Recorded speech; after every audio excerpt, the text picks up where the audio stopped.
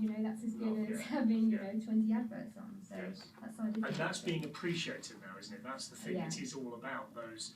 The numbers at the bottom are slightly cynical, but the fact is that it comes with a recommendation. It comes with genuine wish to engage with that person. As well.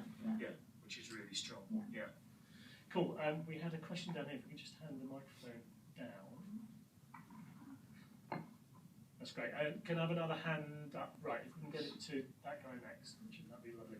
Okay. Do you think that now there's a shift online, producers are looking for different kinds of skills in employees?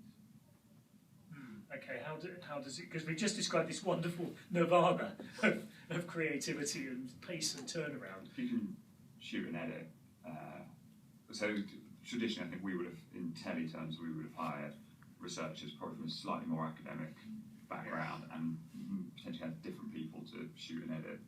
You know, if we're making a taster for something, and now we make tasters for almost everything, we would get a bit of spare time from the people making telly stuff. Whereas now, if I was looking for a researcher or an AP or so on, if they can shoot and edit as well as having their sort of a rigorous academic background, or just knowing how to find good stories and so on, so it makes a massive difference because they're the ones living that story that they're researching, so going out and shooting something and cutting it together.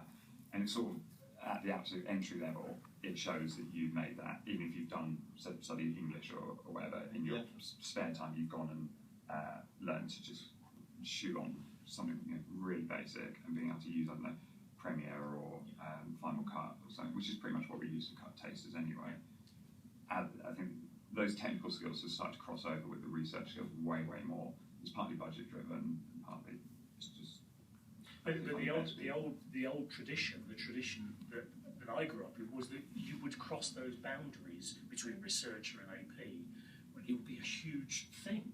And yet, all the time, we were doing text became pictures, became programs, and you know, now you can actually make your visual stuff as part of it. And of course, you would, because it's far more demonstrative.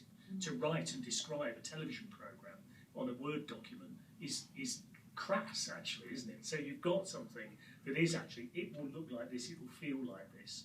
It doesn't need to be sophisticated. It's still rough cut, but it's actually persuasive. And a lot of the time, it is shooting quite a small amount of original material and just looking at the massive archive that's out there to say this sort of thing is quite a good representation of the sort of thing that this documentary or whatever is going to have in it, but being able to rip it all together.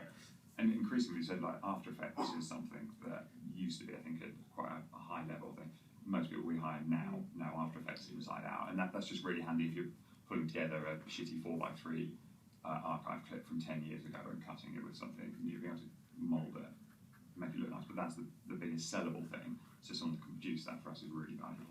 Just picking up on your point earlier about the access to things, is saying we'd expected Final Cut, Premiere, is this the kind of stuff that you think, yeah, okay, well I could do that? Lots of nods. I mean, it seems to me, coming from that background of you don't go near an editor until you're ready, that actually the tools are much easier to use now. You know, you can teach yourself Final Cut Pro. Really, you know, even I can. Yeah. Right?